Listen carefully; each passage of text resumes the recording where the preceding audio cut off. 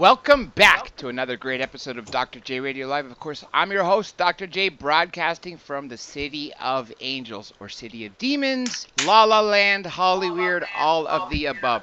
And remember, folks, we are internationally syndicated, starting with our home base, 107.7 FM UPRN, Louisiana, New Orleans, Louisiana, as well as Deprogrammed Radio Network in the United Kingdom, who also has affiliates in the London, Leeds, elsewhere in the EU, and even, as I mentioned the other day, Hong Kong, iHeartRadio, we have to give our shout out to Spreaker, Spotify, all the cool stuff. And of course, YouTube Nation. Now, today's guest is truly exciting. I've been definitely looking forward to this show, and you guys are all, guys and gals, are going to be in for some nice surprises and some nice treats.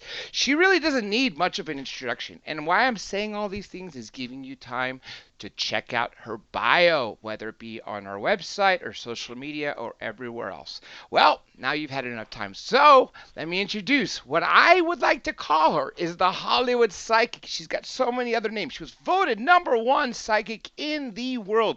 Medium, magical practitioner, crystal and stone healer, and life coach, and other things. With that being said, that is the one and only Patti Negri. Patti, welcome to the show. Thank you so much, Dr. J. I am absolutely thrilled to be here. Now, let me ask you, how did you get started in all this paranormal psychicness? I mean, how old were you? I was probably 3. I mean, I was walking, but not very well yet. No, I just knew that those so-called imaginary friends. All right, hey, what's up, guys? Tyler here with Secure Team. So a bit of a quick video today, but something very interesting I want you guys to check out. Maybe you can give me some answers on it, because I'm not sure exactly what we are looking at here. This was sent to me by a couple of different people, and I said, well, of course, this is perfect material for Secure Team. So before we go any further, I'm going to show you this moon clip. Guy with this telescope or telescopic camera who is zooming up to the moon when suddenly, right on the horizon line, right on the edge of the moon, we see what has been described as some sort of base or large machine or floating UFO that appears to be connected or floating just above the edge of the moon before finally disappearing behind it or down onto it. So check this out. Came up with my first chant. I think it's just all in me. And my little windowless, lightless hallway filled with orbs and flying through the whole room. Me and my best girlfriend, Sherry Jones, grabbed hands, ran out screaming. But inside I was just jumping up and down going, it's real and I can control this. I can learn to open this and close this. And thus it began. When you were describing the Joneses that your parents were going to, were you out of body? Is that why you saw that? Yeah, I think I was out. I would travel out of body. I didn't know everybody didn't do that. I hated it when I got older, a little bit older, and then you want to be like everybody else in the 80s. It's like before I learned how to control that stuff, it's like I would put hats on to keep you in my dang body. I'd wear hats all the time just to keep grounded. Now I know how to do it. I can turn it on, turn it off, and I can go. But yeah, I think I could astrally travel. I had lucid dreaming from the time I could completely remember, because if bad dream, it's like I know exactly how to get out of it. I know exactly what to create. And I was an insanely shy little kid, so I guess I lived in that world more than the outside world. I've read a couple books on lucid dreaming, out of body. And in fact, one of my good friends who's an author of over 20-some books, mostly on UFOs, wrote a book on out of body. And it's meant for everybody. But I've always wondered, have you seen people who never had such experiences all of a sudden become receptive to having psychic experiences out of body and things like that? Is it something that can be taught? Yes, it is something that can be taught. I believe that we're all born with it. I believe it gets taught out of most of us with childhood. Oh, that's your imagination. This is the real world. This is the play world. It's not real. In our culture, we have a very non-spiritual. We have a religious culture, but not a real spiritual culture. So where some are more, other cultures are more mystical. We just weren't. It gets taught out of us. But I've known many people when maybe something happens, a big event or a tragic event or all those near-death experiences, or again, somebody chooses to learn. I mean, we all have the gift. Not everybody, like anybody could take piano lessons. Not everybody could be a concert pianist, but everybody can learn to play piano and read music. So not everybody's going to have the same gift. But when I do seances for people, I lift the veil. I work elementally. So we sit around. I'm very spiritualist style, turn of the century, old school, candles, herbs, oils, and I lift the veil with working my protection. So I say, okay, I may be the medium here, but if you keep hearing Fred, or something else, don't be afraid to say it, because all you know, you're the one getting the message. The person across from you that you don't know just had an Uncle Fred who passed, and you're getting it. And when I open the veil and they spend 2 or 3 hours there, and it probably can happen on if the right kind of paranormal investigation too, if you're really kind of going there, not just the investigation type. But once they spend 2 or 3 hours with their third eye open, so to speak, everybody, at very least for 3 or 4 days, all their senses are heightened. Their hearing is sharper, their vision is sharper, even their senses of taste and smell, and their intuition, their third eye is sharper. And I believe we could hold on to that. People's like, oh, wow, this is cool. Then there's exercises and meditations and all sorts of things you could do to keep it. But I do think everybody can learn, at least to some extent. I've read and heard from some people that the third eye is the pineal gland. Is that what you've been taught or also know? I think it is. I mean, I don't know that we know exactly, but in my head, this is because of, again, I've been guided by spirit my whole life and not even knew it. It wasn't even religion. But I have a tumor in my head right near my pineal and the pituitary there. It never bothered me. It was great. They used to freak out about when I was younger. I think it just makes me a better psychic. It doesn't grow. It's fine. They used to watch it. But again, think about it. If you have a little button, like it's a button that's part of your intuition, and somebody's pressing on the button, opens it up. You're going to be more active. Yes, that makes sense. So it's be more active. Clearly, if they're not worried about it, it's obviously benign.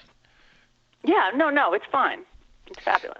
Now, since you've done several episodes of Ghost Adventures, and how many episodes did you do of Deadly Possessions? Deadly Possessions, I just did 1. I think I've done 8. I might have just shot my 9th on Ghost Adventures. And because Deadly Possessions was a pretty short-lived. It was like the creation, basically, of Zach's Haunted Museum. It was a short-lived, like 8-week miniseries. So I just did 1 of those. I'm going to come back to Deadly Possessions in a second because of what I mentioned to you before we came on air. But with regards to Ghost Adventures, what are some of the most haunted places that you've been to during those episodes that you shot, those 8 to 9? Okay, I believe the craziest one is definitely the Black Dahlia house. Ooh. Where the Black Dahlia murders were, the Sowden house. It is so dark. It is so thick in there. You walk in, and you just feel it. I had done a different show before Ghost Adventures there, a non-paranormal show, so they didn't quite get it, like Your World would or My World would. It was a real estate show, though I was doing a seance on it. And they set up the food and the lunch and the crafty service down in the basement where this guy had killed all these women. It's like, really, you guys, can't you feel this? Something. I mean, almost everybody does. That house, I think he tortured those women so badly. And it wasn't just the Black Dahlia. Even his son, Steve Hodel, thinks he killed like 9 or 13 women. Jeez. And I personally talked to 3 of them. And actually, on Ghost Adventures, we crossed over one of them. We didn't show it on camera because that just doesn't go with the Ghost Adventures style of show. But I was there with Fauna Hodel, who is the granddaughter of the killer doctor. And actually, they just did a whole 8-week series on her. We Own the Night. So that's pretty For cool. Black Dahlia and the murder, you mean? He was a doctor. That part I knew. He never got caught during his life, did he? No. Nope. He fled the country, and his son, who was an LAPD cop for like 20-something years, he's the one who figured out it really was his father. And he said they have evidence, they have proof. They even sent in cadaver blood dogs 50 years later, and they got blood.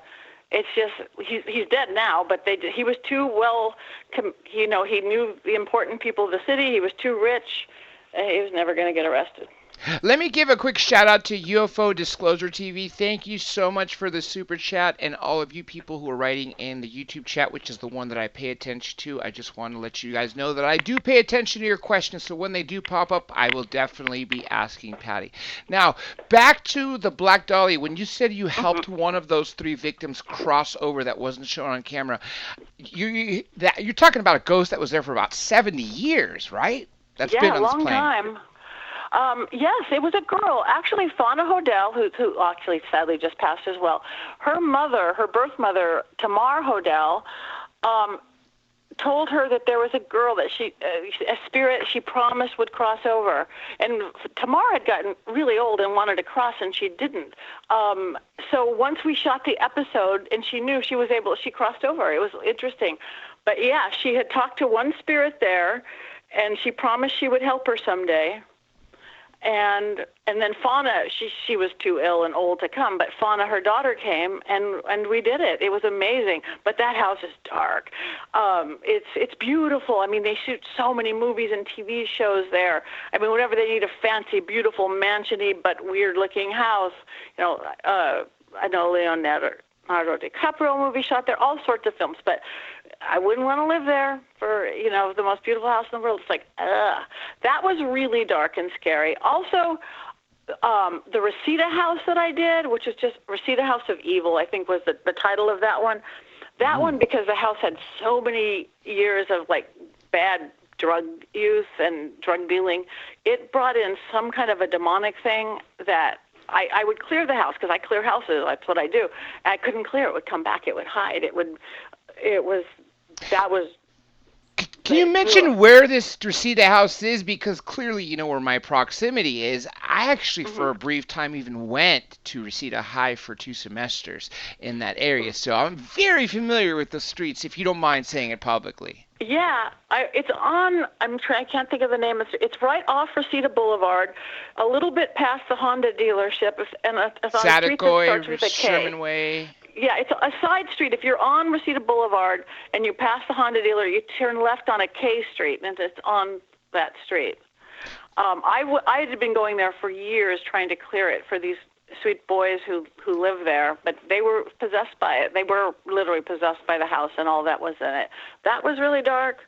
And I think, what else? Oh, the Chatsworth. That part of the valley's got a lot of weird stuff.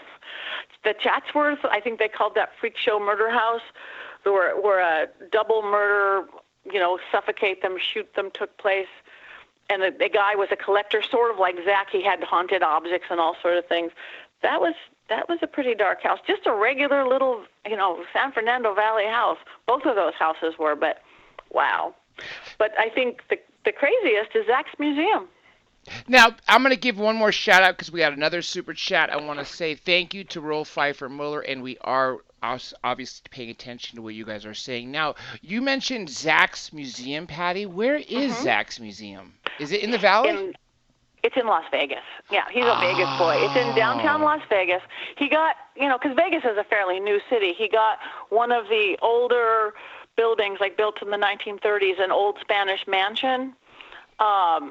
He got it and turned it into, because he had been collecting haunted items forever. Now it's, oh my gosh, he's got a whole Charles Manson room. He's got the Natalie Wood room. He's got serial killer stuff. He will go out and buy the most haunted stuff from all over the world. He's got the Dybbuk box.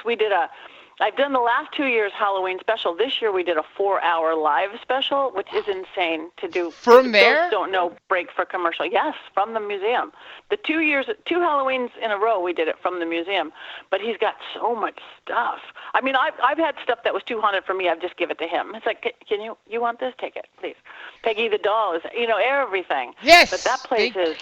Thank you for saying Peggy the doll, because if you recall before, I was saying I went down the path after I talked to Tony Spare about Annabelle. Then I found out the movie Chucky was inspired by Robert the doll.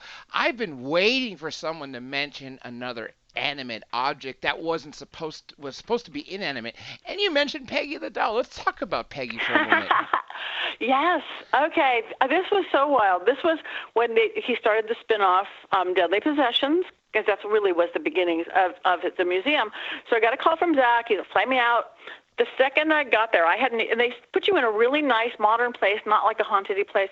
The second I got there, it was like, my phone is blowing up. My phone is being really haunted.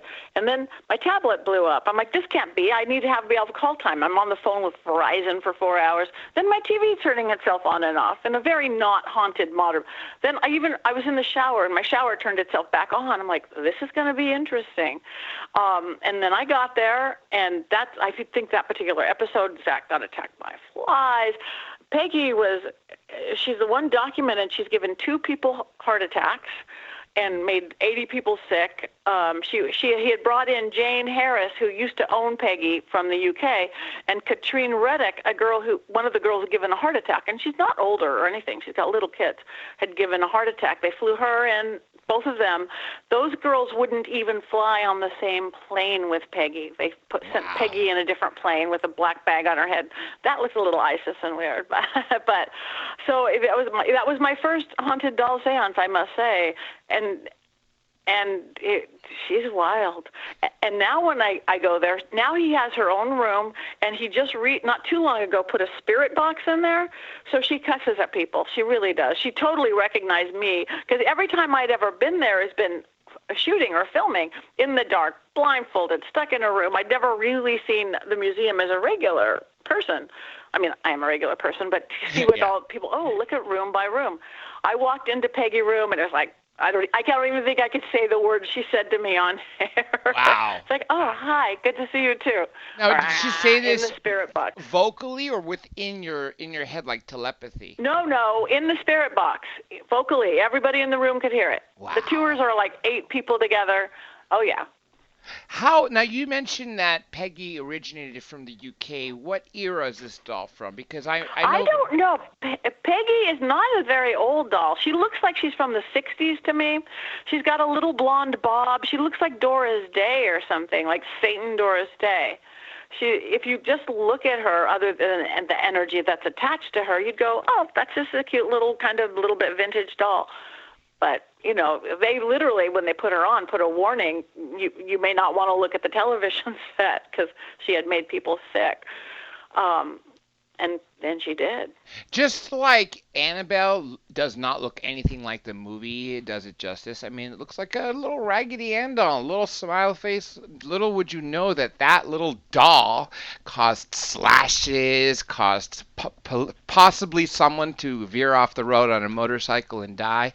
It's just strange to me. And I've always wondered, maybe you could answer this for me, Patti. Is it because people are putting their energy and treating these inanimate objects as people, as spirits, that's why they end up responding as such? Well, I think that goes both ways.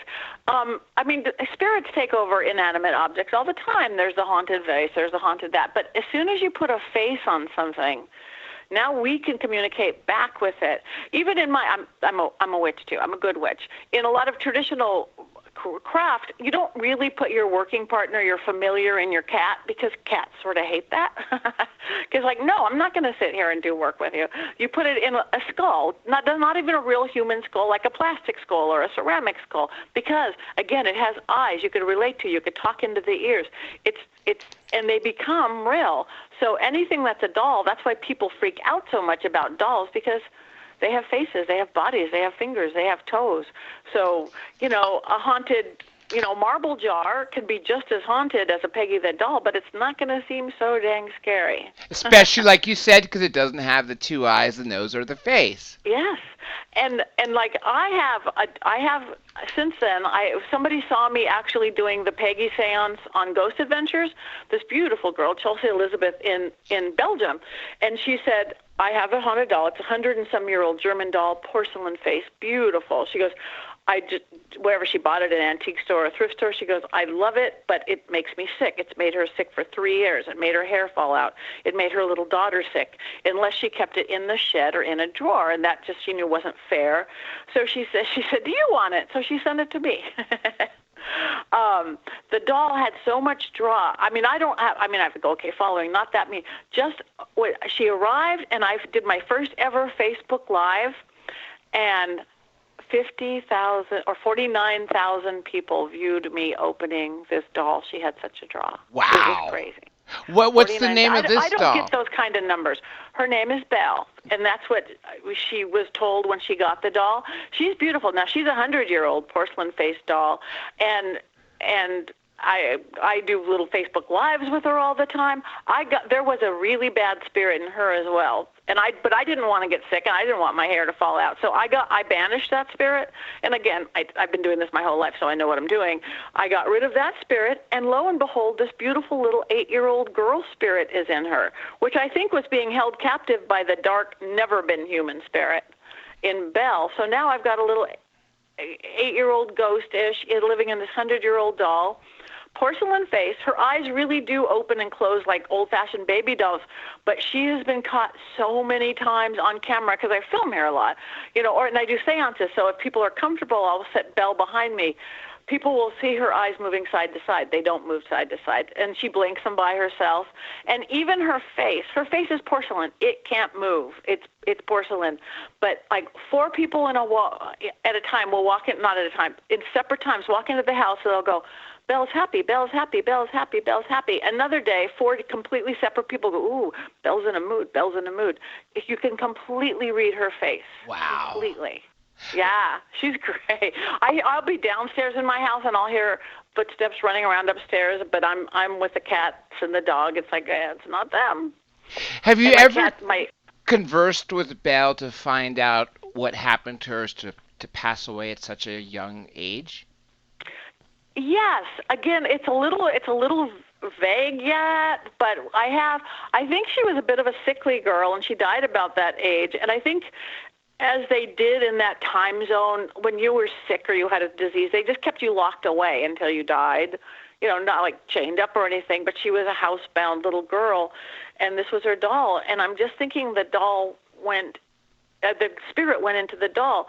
Sheena Metal, a friend of mine, a fellow psychic, she thinks the Belle might be a mourning doll, which sometimes they would put little pieces of hair or skin into dolls like that. I don't know that that's true at all. I just know the brand of German, but I think that little girl spirit did go into her, and she's loving my house because I have a wild and crazy house. I'm married to a drummer. I have clients here all the time. I do seances all the time. I have cats, dog. So she's getting to live a fun life now. Here's a question in the chat body. for you about Belle. It comes from Lasha Senyak. How do you know it is not the same evil spirit just pretending to be a small child? Demons do that sometimes. Yes, demons do that sometime, but you really can't tell the difference. That's why I've been studying metaphysics, spirituality, occult sciences my entire life. And again, you have to kind of know. But again, if you know deep, that little place in your soul, in your heart, you know a trickster. I've been working with Ouija boards since I was 8 years old. You know a trickster. They may say your grandma, that's not your grandma. So, and I see energy. I think this really helps too. One of the gifts that I have is that I see the energy around people. I see the energy around a church or a temple or a synagogue you go by. I see light. I see vibrational levels. So no matter how good somebody tells me they are, I can pretty much, unless they're really good, and I haven't met that one yet. I can tell. I would would that end up having law enforcement use you to be around in case there's a suspect that emanates that evil energy that clearly is the right person for them, as opposed to someone who's emanating the spirit that, hey, I'm the wrong guy, I'm innocent? They have never used me for that because I think that would break law. I mean, it would not be upheld in court. It's like, no, they've got a dark energy. They're lying. I mean, I would not be upheld in court at all. I have done a little tiny bit, not a lot of police stuff. I've done a few cold cases and stuff. There was this one in Indiana. It's a case that kind of went in. It's the case of Catherine somebody, a little girl who disappeared. So a couple reporters called, and basically I channeled, and they just recorded the whole thing and printed the whole thing. And it was interesting because I was getting information like, east of town, there's water, there's a hunting change, and they're going, east of town, there is no water. They looked up 100 years ago, there was a complete lake there that they had switched or something. So I like doing that policey stuff, but I'm busy. I haven't done a lot of it, though I would love to go in. I always said, good way to get out of jury duty. It's like, yeah, put me on the jury. I could tell if they're guilty or innocent before they even talk. That's a great actually answer to right now. Now you've probably given a lot of. That's a good way to get out of jury duty. Yeah. I've actually thought of someone that I can't say on air, but the point is this is a good one that I'm probably going to use next time I get called, because you know what? Who wants to go there for, what is it, $8 a day and something like that? Yeah, it's hard, because it's like I don't have a company that pays me to not be who I am or my work. I have clients. I can't have somebody else do it. Yeah, it's tough. Now, let me ask you the two questions that I mentioned that I ask of every person who's involved in either ghost hunting, paranormal, or at least communicates with the spirits. Have you ever come across the ghost of an extraterrestrial? That is a really great question. I have come across extraterrestrials, and I don't know if they're ghosts or not, because it is so out of my wheelhouse, so out of what I know, because I've never just kind of focused there. I think I saw some stuff when a kid. I think some of my special friends when I was a kid might have been extraterrestrial, but I have one of my teacher mentors, Maximilien de Lafayette. He's written like 100 books on UFOs, probably controversial, but he speaks 21 languages. He's a linguist, and most of them ancient, like Sumerian and stuff. So he speaks Anunnaki, he speaks these things. So he gave me the exact symbols and sigils and wording to use to do an extraterrestrial seance. And they came. It was crazy. I did one in my backyard, actually with a celebrity, and then I've done one with some other mediums up in my home. A whole different breed of being comes. But that's such a good question. I don't know if they were dead or alive. Because I could tell a dead human and a live human because I'm human. I know that. I don't know enough about. I would need a more extraterrestrial expert, somebody who knows ETs and the alien world better than I do to go if they're dead, they're alive, or I just have to learn more about it.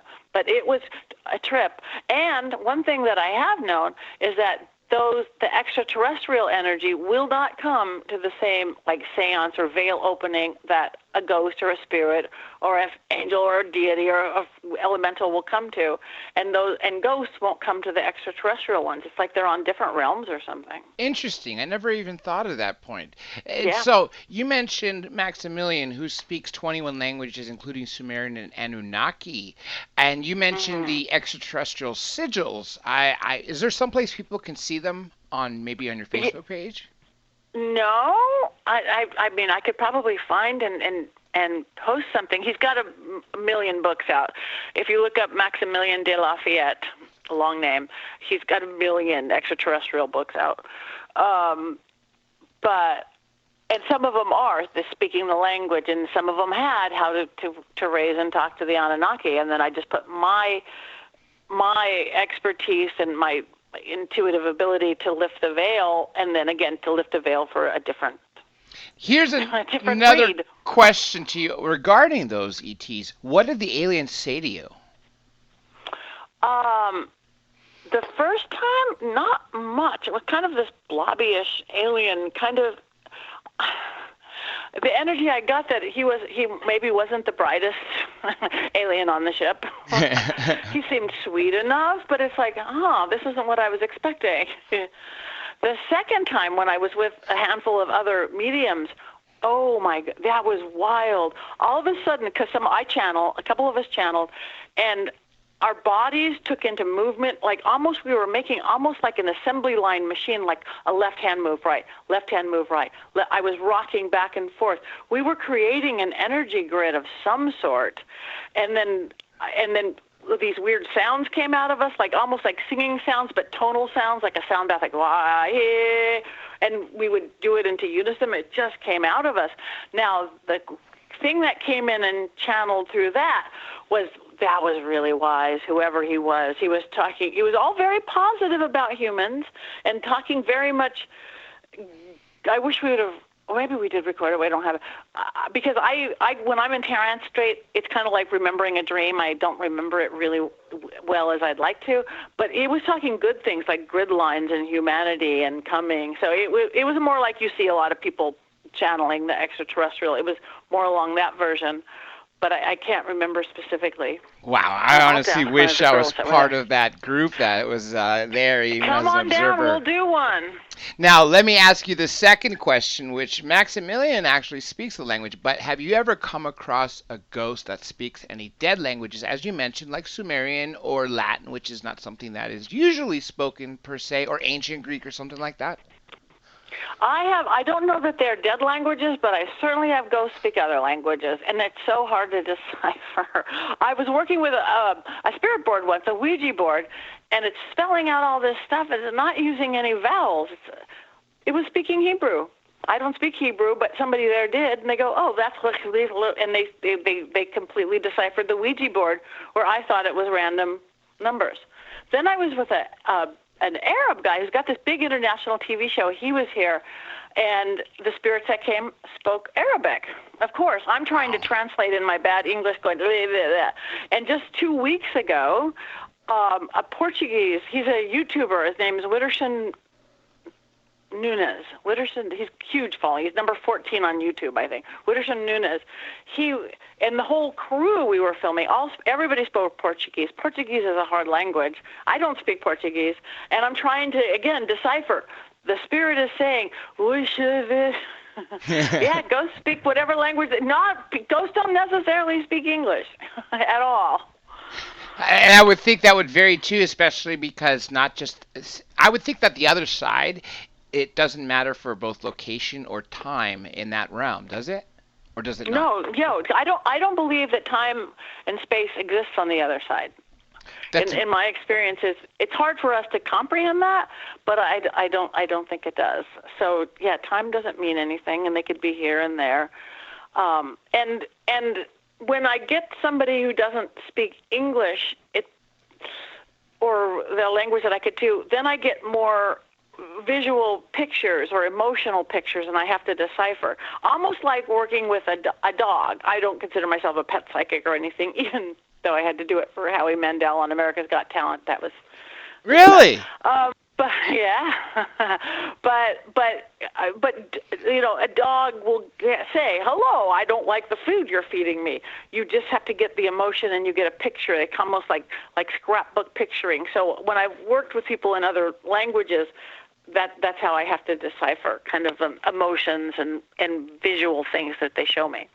You mentioned Howie Mandel. I also read in your bio that you've conjured up spirits of other dead celebrities, and you've also done things in front of celebrities that are alive so they can see. Both those, right? Yeah. Let's take one at a time. Let's talk about the people that you've conjured up that are on the other side. You already mentioned Jack Kennedy and Marilyn Monroe. Did they say anything to you? No, not at that first 7-year-old one. We ran out screaming. But you know, a billion years later, several years back, I was doing, actually it was a cooking show, but I was doing a seance. There's a theme here. And they wanted me to see if I could conjure Marilyn Monroe, Elvis, Marlon Brando, and Frank Sinatra. Wow. So it was called Beverly Hills Chef. So it was all about the food, but that we also had them make their favorite food. We made caviar hot dogs for Marilyn, chow mein or something like that for Marlon Brando, osso buco for Frank Sinatra, and fried peanut butter and banana sandwiches for Elvis. And then I had to, challenge-wise, I had to give the chefs certain ingredients that I use in my seances, like not mugwort, it's poison, but dandelion root and all these things to help the seance raise. So in that one, Elvis didn't come. Marilyn came, and we got a little information from her. She was happy with her life. She was a little afraid of things that were going on in her life. Frank Sinatra didn't come. Marlon Brando came and was pissed. Like, ooh. What the hell are you doing here? What do you want? Like, I'm sorry, Mr. Brando. Because, I've got EMF meters and spirit boxes and all this stuff. So, again, big in life, big in death. Sweet in life, sweet in death. Cranky in life, cranky in death. It seems to stay true. Those were really interesting. I've gotten, I think, musician-wise, on a couple occasions, Prince And, Nice. And one on Michael Jackson. Ooh, yeah, that's a big one. Yes. And they both had a lot of, especially Michael had fear attached of being misinterpreted. I think because he died being, misunderstood and misinterpreted. That's the whole message I got from him. But I had his real death mask with him, that was made to make the Thriller mask. Not a death mask, but it was made to make Thriller, so it was like a death mask. That's actually even on YouTube, I think, on Frank Elleridi's page. So those were interesting. And on the other side of things, I can't talk about a lot of the celebrities I work with. NDAs. There's this thing called non-disclosure. Yeah. Yes, NDA. But the trippiest, I think, seance I've ever done to date, I was at this, it's right in my neighborhood. It's this beautiful old house, 1920s house, built by Charlie Chaplin for his lover, Mary Astor, wild party 1920s house. It looks like it was built like Masons. It's like, ooh, this is sacred geometry. There's a, very magically built. There's a compass on the ground when you walk in. 12 windows. It's a 4-level looking haunted house with a roundy stairway all the way up. So anyway, after Charlie Chaplin had it, whoever had it, then the Rolling Stones manager bought it. So the Rolling Stones lived there, Mamas and Papas, Graham Parsons, and then the person moved in who invented the real life sex doll moved in, and then most recently, my neighbor, Marilyn Manson. And so the house obviously attracts creative, chaotic, maybe a little dark, but really creative, chaotic people. So I was doing a seance there. It was a documentary about the house, calling the Mary Astor house, this crazy house. And it was, I think I was 10 or 12 people around the table, and they were very young, and young people always have higher energy. So, and I say it's okay to be a little skeptic, try to be open, but whatever you are, you have to be respectful, because whether you believe they're real or not, it's real, and ghosts don't like to be disrespected. So there was 3 spirits there, again, kind of theatrical, not famous or anything, but theatrical spirits who had been there. I mean, I don't think famous. So this one kid, though, maybe because he was, being filmed, he was getting a little smart alecky, like that. He'd say something. We were working with the board. So first, cool things were happening, like the French doors flew open, and the producer side of me was going, "Wow, that's cool. That's like special effects." Though I would never fake something, and we don't have special effects. And that happened again. And then he was still saying weird and silly things, and we're working on the board. And then all of a sudden, the speakers on the floor came on, like white noise. And it kept coming on and off. They weren't even plugged in, which we looked later. Wow. But again, this energy is building. And then we were working, I think we were on the Ouija. We were working something, and we were getting this horrible stuff that had happened. And there's a dirt basement. It's always the dirt basement in everything I just was at the David Oben house, the house at the end of the block, the one where the Sharon Tate murders, and the Black Dahlia house. It's that dirt basement that just holds the energy. But anyway, the dirt basement at the Marilyn Manson, Mary Astor house, that's where Marilyn recorded, and we were finding out some stuff that had happened there. And all of a sudden, my cameraman, who was facing this kid, burst into flames. Like spontaneous combustion, like spinal tap, like a V up his back, like angel wings of fire up his back. Everybody's screaming because it's not. And 2 cameras actually, I think, followed it and caught it. 2 cameras. His camera, of course, hit the floor, hit the ground. The other one hit the ceiling. People are screaming. So all of a sudden, I'm calling in my guardians. I'm shutting it down. I'm like, cool, witch medium Patty becomes medic Patty, of which I am. I mean, it's like, drop and roll. His shirt is burning off him. Drop and roll. It is done. I'm shutting the veil. I'm shutting it down. And everybody's screaming and screaming. His shirt burned off him like it was a polyester synthetic. It was a cotton. It should not have burned that strong or that hard, but it did. So I'm like, we are done. But the cameraman who caught on fire, he was like inspired. He's like, no. I can take the shirt off. I have a sweater with me. It's going to be okay. I'm like, really? I saw blistering on his back. And he's like, no, it's okay. So I talked to the spirits. I even let them know I wasn't going to get rid of them after the seance because I always shut it down. I said I wouldn't even do that. But they had to be good. We were just trying to get real information. The kid, which was the telltale, got really well behaved. He's like a church boy. I'll be really good now.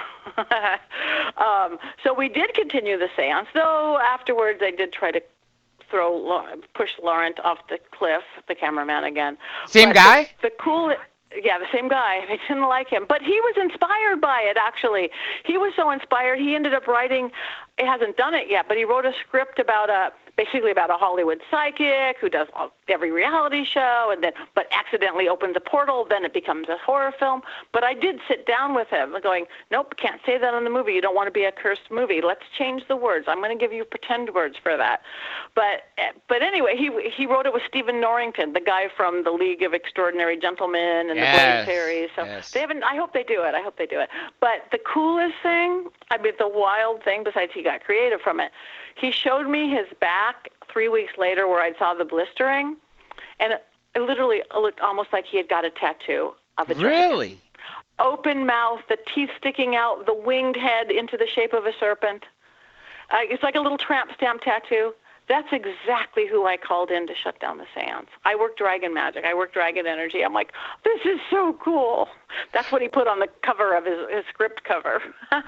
That's the coolest story I've ever heard. And the fact that it came and lit something like shouldn't be burning nearly that hot. I mean, first of all, it shouldn't have been on fire to begin with, let alone burning that hot and leaving an image. It was crazy. It was most crazy ever.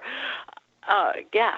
There's a question in the chat for you. I don't mean to take you away from dragons. No, take me away. Go anywhere. I like to go anywhere. I keep forgetting to look at the chat. I'm sorry. Pfeiffer Muller. Do you have are you acquainted or do you have an opinion regarding the Necronomicon book? No, I don't know enough about it. I think I know what it's supposed to be, but I don't have enough knowledge to have an opinion. I'm sorry to say. I actually got a really cool What's your copy. opinion? What's your opinion? I haven't read that far into it other to say it reads more like poetry and somewhat of a history. But the coolest thing is I went online to buy a regular paperback, but instead I looked into the Amazon of the ones that were a little bit cheaper. I ended up getting like a collector's edition that had a really cool emerald on it, and nice. So once I go through them, I could definitely give my opinion. Okay, this next question is from Lasha. Sending you again. Why haven't any of these people that you mentioned reincarnated? I think they have. Here's another good story if you want it. I think that some of them have, but remember, time and space doesn't exist, and I think when somebody reincarnates, it's not the whole self. Okay, I'll give you my story. I was told back. All right, hey, what's up, guys? Tyler here with Secure Team. So a bit of a quick video today, but something very interesting I want you guys to check out. Maybe you can give me some answers on it because I'm not sure exactly what we are looking at here. This was sent to me by a couple of different people, and I said, well, of course, this is perfect material for Secure Team. So before we go any further, I'm going to show you this moon clip, guy with this telescope or telescopic camera who is zooming up to the moon when suddenly, right on the horizon line, right on the edge of the moon, we see what has been described as some sort of base or large machine or floating UFO that appears to be connected or floating just above the edge of the moon before finally disappearing behind it or down onto it. So check this out. I'd meet an agent who was so in love with her he'd married a woman who liked her. Somebody else was writing a script. It's like, this name I've never heard of. What is this? And then one day I'm like, well, all I knew is that she had a house in the Hollywood Hills. I live in the Hollywood Hills. If I build a house in the 1920s, I should know where it is.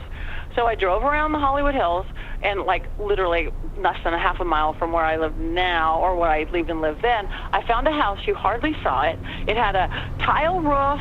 It was a downslope house, so you pretty much saw the roof. I go, this is a house. Had a big wrought iron gate on Whitley Drive. I go, wow, I know this house. I just know this house. But I didn't know how to figure it out. There was nothing there. All of a sudden, again, people are thrown in my face. I'm back at one of those people I'm meeting, and they go, I collect her pictures. You want to come see pictures of Barbara Lamar? I'm like, sure. Them being thrown in. Went there. He goes, here she has at her house. There is that exact tile roof. There is the numbers. There is the wrought iron gate. I went, oh, yeah. I just found that the hundreds of thousands of houses in the Hollywood Hills. That's the one I went to. Were you drawn there by the energy? Is that how you drove there? Yeah, I guess, or just a familiarity. So at the time, I put a note in the mailbox. I said, "Hi, my name is Patti Negri." I didn't want to say I talked to. I just said I live in the area. I'm a fan of the woman who used to Barbara Lamar, the Silent Film. I'd love to see the house. Of course, nobody called me. Of course, they wouldn't, because I'm some crazy person. But years later now, somebody told me last year the house was for sale. I go, oh my gosh, I've got to go. So I called up the real estate agent and I said, "Hi, my name's Patti. I'm not really looking, but I live next door and people are always looking in our neighborhood." She goes, yeah, meet me there too. So I'm there and I'm waiting and she didn't show up. So I called her and she goes, "Oh, my assistant was supposed to let you in. I know who you are." She goes, "Here's the lockbox. Let yourself in. The house is yours." I'm like, oh, this is good. I walked in and knew every inch of the house. I knew what had been changed. I knew, no. There was a bookcase blocking the staircase, so people didn't know there was a staircase there. Blah, blah, blah. I went upstairs. I go, oh, yeah, I used to sit. And I kind of did this weird time space, living here, living there. It was like I didn't know if I was there 5 minutes or 5 hours. It was like being two people at once. So, okay, I'm Barbara Lamar. I'm going to buy into this. Great. So then, a few months down the line, I'm Barbara Lamar. I'm the reincarnation. A few months down the line, I'm doing a seance at my house. Who shows up? Barbara Lamar. Interesting. What the hell? How? Oh, there goes my whole philosophy. How does this work? But again, I think it's she was there, and I am parts of her. I think, somebody's got bits of Elvis, bits of Marilyn, and maybe everybody can be little bits of Cleopatra. But if time and space doesn't exist, I don't think they're going to come back as here's pure Frank Sinatra, Marilyn Monroe, Kurt Cobain. I think that essences of them, it's almost like bloodline. It's almost like through line. So I do think that Elvis can be coming back in both in heirs and in other people completely. And I actually did get to he did come to another one because I did not know it, because I don't always know who I'm working with. And they go, well, there's one other person I want to talk to. But I don't know, it's a celebrity. I go, it's okay, we could try. They do, they don't. And she goes, it's Elvis. I go, oh, okay, I've tried before, that didn't really work, but we'll try.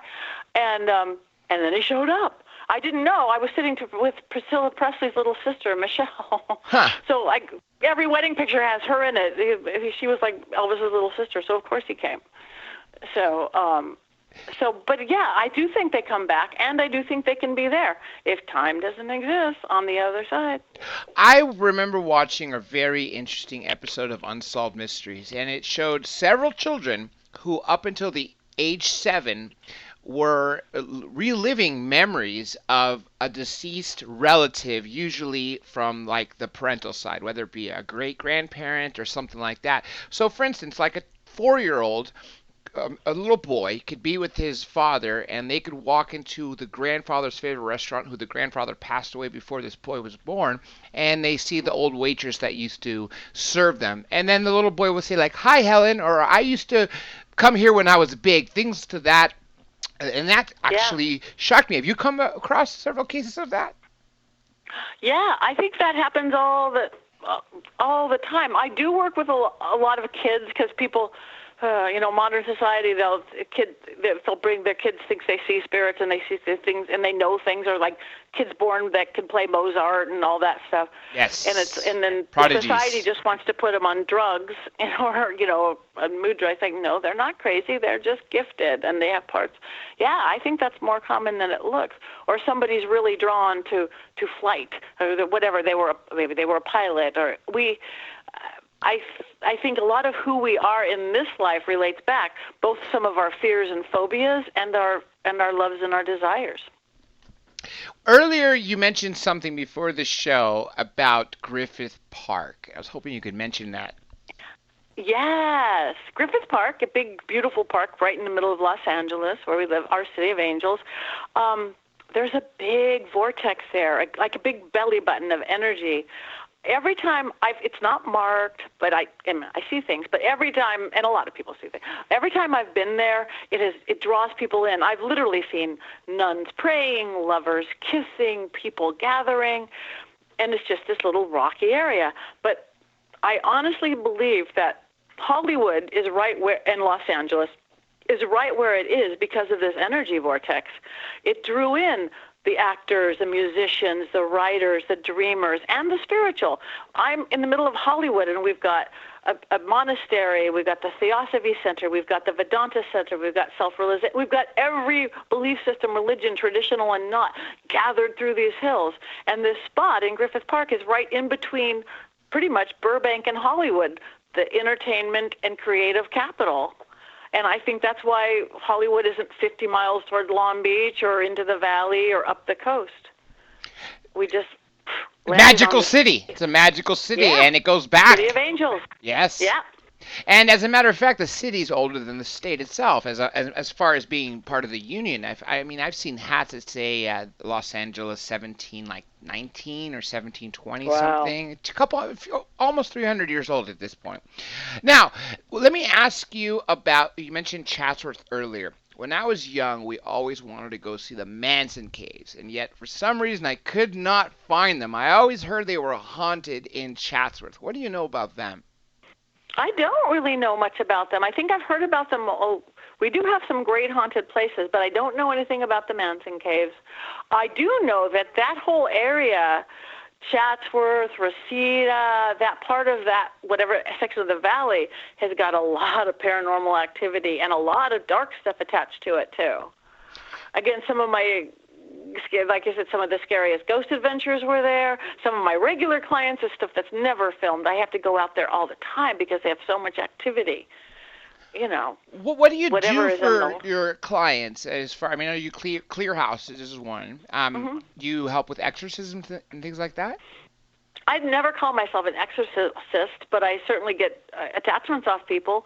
Yeah, I study every religion and belief system and philosophy and cosmology, and I work the energy within all of them. But I mostly work elementally. Air and fire and water and earth, the same way Native American works, or any shamanic people, or Peruvians, or pagans that I am. Working, because people that don't get so offended or afraid. It's not going to, if I bring the strength of a tree in, or the flow, the motion of water, it's not going to affect their belief in Jesus or whoever they believe in. True. And that's how I clear houses. I clear houses. Yeah, I clear houses working the elements. I come in, I look like Mary Poppins gone bad with 2 huge wicker baskets of herbs and oils and chimes and sounds and mugwort and dragon's blood. And we clear, and then we refill. So many people just clear, or so many people just sage the house. It's crazy. Sage is so harsh. You're going to get something worse. Everybody's like, I saged my house, but it came back. Yeah, sage gets rid of everything, the good and the bad. It's like dusting your house and then leaving the doors and windows open in a sandstorm. You're going to call back the same entity or something different or something worse. After you sage, if you use sage at all, fill it back up with a sweet incense, sound, light, intense, love, health, other things, and then there's not room for the bad stuff to get back. So many people just don't take it far enough. Interesting. I've heard about sage being used, but I also heard about salt, certain kind of salt being used at the corners of a room. What do you know about that? Mm-hmm. Salt is really cleansing. I use salt in a lot of magic. I use salt in baths. I do a lot of people with white bath salt, sugar, milk into baths. Salt is really cleansing. It just is. It draws things out.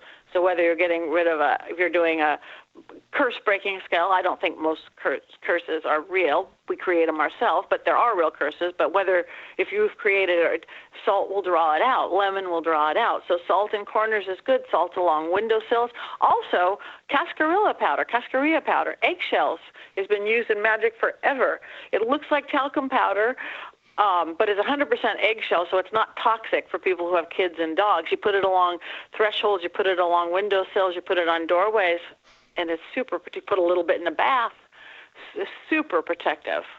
Have you ever tried to clear a house, but the spirit didn't want to leave and in fact was physically attacking you, maybe throwing things at you or things like that? Yeah, the one house that I mentioned, Reseda House. Yes. Every time I cleared it, I would try every technique. I would bring other people out to help me. It would hide. It would come back. And yeah, it would do everything. And then it would ooze back up in through the walls. it would kind of like shapes come up through the concrete, like sigils and symbols and things. That house, I don't even know if it still exists. Somebody might have torn it down by now. The guys who had it actually finally lost it, which I said saved their lives, because just everything bad happened there. So that house had so much, and again, I believe wholeheartedly, this is our realm of existence. The other side, whether ghosts or spirits or entities or whatever they are, have to play by our rules unless we don't know that.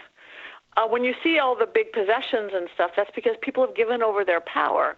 I believe if you say, nope, you're not welcome here, in the name of whoever or whatever you believe in the name of God, in the name of my angels, in the name of your dog, in the name of your kid, with authority, not with anger. Anger will feed a negative spirit. Not with fear. Fear certainly feeds a negative, but more like a disciplinarian parent. You are not welcome here. Unless you have a severe mental imbalance, unless you're really evil and dark, or unless you have a severe addiction problem, they'll listen to you. You know, I'm glad you mentioned the addiction problem, because when I interviewed Father Jack Ashcraft, and we talked about spirits, demonic spirits, and possessions, and he said before it even becomes possession, which is the most extreme of demonic activity, there's actually two other types: obsession. And what was the other one? He said it began with also an O, obsession, and I will come to it soon enough. Oh, yeah, this sounds good. I like, because it's obsession, and maybe somebody out there who's listening can figure it out. The point is there's two lower forms of demonic activity before it actually becomes. So, for instance, he said people might be going through a bad drug or alcohol addiction. They might be having financial problems. They might be having marital problems, and they may chalk it up to bad luck when, in fact, it's purely demonic activity. Have you ever heard of that? Yeah, and I think I've never heard that in those exact words, but it is true. When you see people start to get, obsession is first in, and a lot of them, and again, there's something, it opens a portal, again, severe drug or alcohol use, if that's it to the addiction stage, it opens up some kind of a portal. And I do think obsession. When I think back of the guys at the Reseda house, they were obsessed with the house. They put in $12,000 worth of cameras to search everything. It's like, you guys are bringing it in. What are you doing? But the obsession got them. Then the possession got them. I wish you could think of that other word. Yeah, no, I'll come to oppression. Thank you. Leslie Mann said it. Oppression, obsession, and oppression. Thank you so much, Leslie, that was a total brain fart that I just had. That's the other word. That was good. Thank you, Leslie. You're great, Leslie. Here is another question from Rolf Pfeiffer Muller. Okay, he wants to ask, mentioning the name of Michael Topper or Triple H, do you feel the nomen or sense that such names are what comes to mind? Hold on, there's a misspelling there. I'm just going to read it word for word. Dr. J, please ask her if by mentioning the name of Michael Topper or AAA, she feels the Noumen, maybe something omen, or sense that such names, or what comes to your mind? I get nothing. I don't know who Michael Topper is. I don't AAA is. I mean, Auto Club. I don't know. No, man. So no, I'm sorry. That's either out of my. I'm not feeling anything, but I hope they tell us what it is. Yeah, I was just going to say, don't worry. It'll probably come about. No, I couldn't answer that. The only thing I was thinking about AAA is it's not even, is it the Auto Club even? I don't know. I guess so, right? American Automobile Association. But anyway, I don't think that's not what they meant. Yeah, clearly not. Now, where else have you been outside of the U.S. that you've encountered other spirits? Oh, okay. I've been. One of the coolest places was several years back, I got to go to Greece. And again, it's so old. We don't have anything old in America. And being in some of those great temples, the Parthenon and stuff, when you get away from the touristy area, the energy, you felt the gods, the goddesses, the power that they gave them, whether real or not, and that kind of worship. That was pretty great. But I think the coolest was in France. Last year, I had a friend who had a birthday, and we went to one of the oldest castles in France, private owned. It was from the year 1200, 75 acres, 40 rooms. From the year 1200, it had a real moat, working moat. It had a real place you could pour hot oil on people if it got through the moat. It had a thing. It's like a dungeon, but it's a place where once you go in, you don't get out. Somebody will know the name of that. There was a skeleton in it, but it wasn't a tourist place. It wasn't a public place. You just had to have a lot of money to go to it, and the person I was with did. That house, that much history in a place. And there was a room, there was these big, beautiful dining rooms we would dine in, and then there was this other dining room, because it's a castle. And I go, this is a seance room. Red velvet carpet. It was a big square table, actually. I go, this is a seance room. I'm walking around, and then I look on the cobblestone floor, and there's an N on the north. There's an O for west on the south. There's an S. There's an E. I go, this is a compass. This is a seance room. So I did 2 seances there. One was very cool. Genevieve Bujold, who's a French actress, she came. So it's like, how fitting. But that was great, because I again had a bit of a language barrier, but some of the oldest ghosts I've ever gotten, because we just don't have that old a ghost in the U.S. Los Angeles. True. Yeah, but like little stable boy would come to me and was giving me this information, was telling him he didn't like what they were doing with the stables now, because they were turning it into a health spa or something. But that was just so, the richness, the magicalness, the history, because everything has an energy, and I see energy. And all of a sudden, if your walls are from 1989 versus your walls are from, the year 1200 or even 1500 or 1700, you feel it. Every object. That's why I love walking into antique stores going, woo, it's Disneyland. Because almost like a scent, something keeps a scent of something, keeps the energy of everything they've been. Kind of like each item is almost like a diary, in that sense that it's storing that person's energy throughout the time of possession. Yeah. What other deadly, now I'm going to go back to the deadly possessions, and this is not just the show, in general, including Zach's museum. What other possessions, aside from those dolls that you mentioned, are supposed to be inanimate, yet are animate? Well, again, Zach's got almost everything in the world, from the Dybbuk box, that's supposed to be the most haunted thing. He just got, I don't know what else he just got. I had something that was, so it was a client gave it to me. It was it was too much for him. It was like a hoodoo thing, a voodoo thing. It looked almost like this guy on a cross, but it wasn't a cross. It was the thing. It had all these nails in it, and I was fine again, because I know how to control things. It was down in my office, and it was all my Barbie. I'm a collector. I saw somebody else mention, but I've got Barbies. I've got hundreds of Barbies besides my haunted dolls. I've got magical Barbies, but it was sitting down here in my office. All of a sudden, I noticed, I'm not liking staying in my office. I keep leaving. I go upstairs. I take the phone with me. I take my computer and my laptop with me. Why am I not staying in my office? I looked around, and there's that thing. It's like, oh, that's gotten more active or darker or something. So I called Zach. I go, Zach, I have this thing. I can't handle it. Do you want it? And he goes, show me a picture. So I showed him a picture, and he goes, ooh, that's a nail fetish hate god. Those are bad. Yeah, I want it. Okay. So we went to Vegas. Here you go. My house had been so happy afterwards, but it started acting up that night. The tour guides told me that, and he put it in a case with something else. I think Bloody Mary, who's in New Orleans, she's a voodoo queen of New Orleans, had given him. And it started acting up that night. Whatever it is, energy, And I think that's true if you get a sweet energy of something. Again, like my little Belle now she's mischievous, and she's a bit full of herself. You don't give her enough attention. Does she spend, is she locked away in something, like say a closet or something like that, or she just roams around the house? No, she would hate that. No, she is sitting in a beautiful little rocking chair in my living room in front of the fireplace. Have she ever used to have, you mentioned a voice box with the doll in Zach's museum. Has this doll, your doll, also spoke to?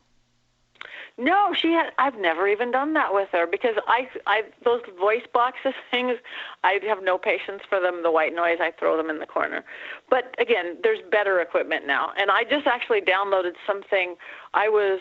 Who was I with? I was just at Vampire Con in Vegas with some major paranormal people, and he had this, it's a phone app. It's called a Necrocon, something like that. it's really picked up stuff. I was doing a seance in the chapel with the vampires, and I would say something like, okay, there's somebody here who's got a relative, dead relative, that keeps going, boom. I keep hearing, does anybody hear, boom? All of a sudden the box went, boom. I go, yeah, that's what I'm hearing. People were able to hear. All right, hey, what's up, guys? Tyler here with Secure Team. So a bit of a quick video today, but something very interesting I want you guys to check out. Maybe you can give me some answers on it, because I'm not sure exactly what we are looking at here.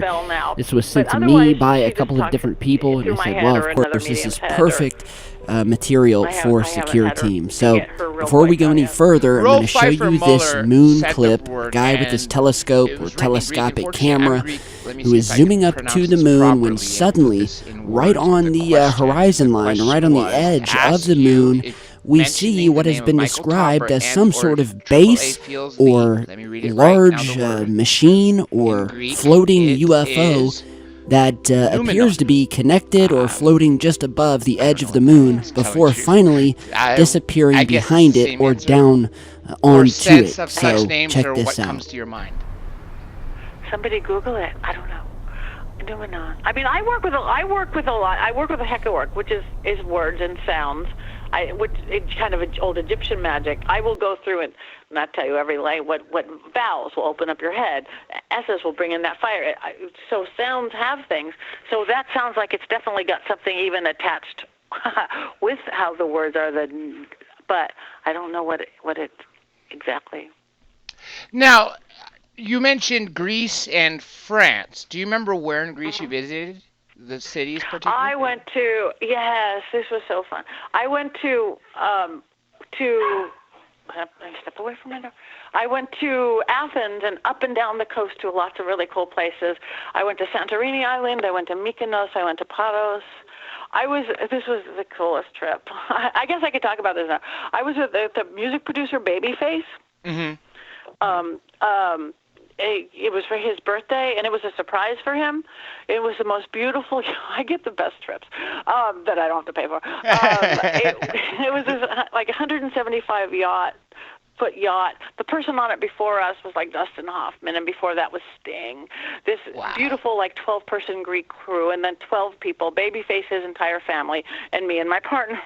I went to go create a toga mystery for him on the Greek Isles, and to create a scavenger hunt across like Mykonos or Santorini.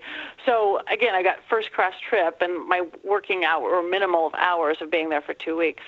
So we would. It was great. It's like, can you fly us over to this island so we could set up? Okay, bye. So I will have to. I went to. I don't remember. Up Athens and then up and down, and then those 3 islands. I went to some really cool. I'm just blanking on names today, big temples of this goddess and that goddess and that god and this god, but I don't know. Name a place, I'll maybe tell you or remember. Obviously, I can tell you where my mother's from. She's from Tripoli, which a lot of people will think Tripoli from Libya, or is it Libya or Lebanon? But Tripoli in Greece, and then my father's from Volos. So aside from those, I've been to Thessaloniki. I have cousins there, and then of course in Athens, Athena. You want to hear an interesting story that I normally would keep it to you, but okay. At the Parthenon, each of the statues there was a god, right? So a god was made for each section, a pillar was donated or placed there, and a god, it was meant to be as a gift. One of them was the unknown god, and it wasn't until after Jesus died, around somewhere in the 30, 40 AD, in that era, that somebody came and said the unknown God is the one God, the God that controls all of us. And therefore that one pillar that was meant for the unknown gods was then placed to be the known God of all the gods.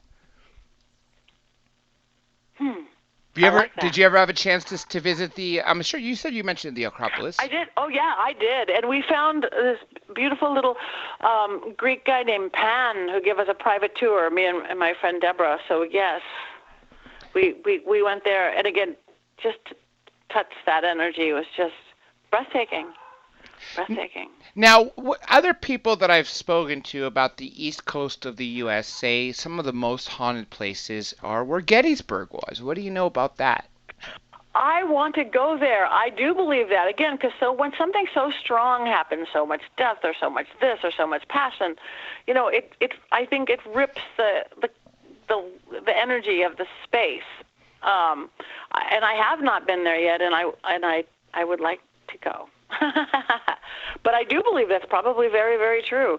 And just like I think, like you said, the San Fernando Valley has some weird energy, and Griffith Park brought in the artists, and places have places. Like another place I was, Australia.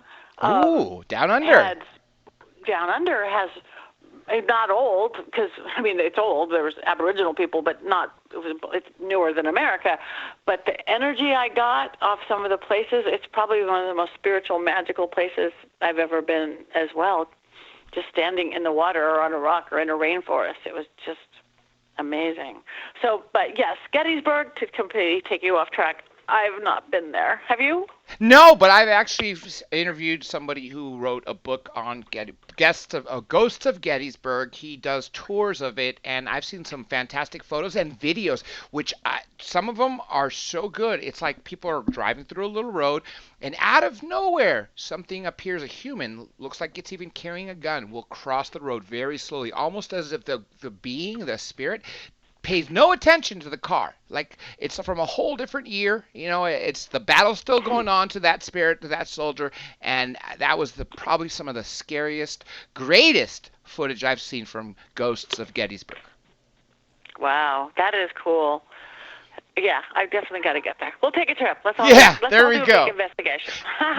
The other place I want to go to, and I can't believe I haven't been, is New Orleans. Oh, yes. As a matter of fact, that's where our home base is right now, 107.7. We were just talking last night. We had Tuesday night, we had another guest. We were talking about the swamps and how somebody had seen an alligator man and relayed the story to him. That was the first time I've ever heard that. Have you ever heard of a story like that, or weird creatures like that? Oh, yeah, I've heard of lots of stories. I haven't seen one myself yet, but who's to say they don't exist? That's true. They've been through history, and the same thing repeated over and over and over again. So, yeah, and I think New Orleans has lots of that. Again, just being in Vegas for VampireCon, a beautiful paranormal investigator named Cedric Whitaker was there, and I was doing my seance, and I couldn't even have a real candle. I couldn't do anything, but he had some really cool equipment, and he actually gave a whole thing of why New Orleans is so haunted, that below sea level and the graves and all this stuff in the Pirate City. So I'm just so intrigued to go there. Have you mentioned Pirate City, right? Is that what you just said, Pirate City? Mm-hmm. Have you ever spoken to the ghost of a pirate? I don't think I have. Huh. I'd be definitely interested to hear that account, because it's not like they were carrying journals around, or if they're... Then again, right. If they sunk off ships, if they lived on them and they were predominantly on sea and that's where they passed away, I would think it'd be kind of hard for them to be on the soil unless that's where they spent their time. I mean, doesn't that dictate usually where spirits are active in a certain location, usually where they either spent a lot of their time or passed away, or both? Yeah, I think it does, and where they're comfortable, or where they want it, where their a happy place was. I think if they were a free life of a pirate on the seas, they're going to go do that. I'm sure you've been to Queen Mary, crazy haunted. Oh yes, fabulously haunted. Did you do one of your episodes on there? I did not with Ghost. I think Ghost Adventures did do one there. Yes, I did not do one with them. I have done some other stuff, but not with them. But yeah, I remember I was in high school before they even had haunted tours and stuff. And back then you could really sneak places. I saw the little girl ghost before they even started tours or what's haunted or what's there. We just snuck into where the pool was. Yes, that's one of the most famous places, actually, the pool area of the Queen Mary. Why do you think the Queen Mary is more haunted than, say, other ships? Like, for instance, the USS Constitution that is docked off the coast of Massachusetts. It's literally a museum now. But yet, you have the Queen Mary built 100 plus years later. I don't know. I think the Constitution was built for the War of 1812. So, say about 100 years plus or minus later, you have Queen Mary. But Queen Mary has all this activity. Why? Well, again, I'm going to go with people liked it.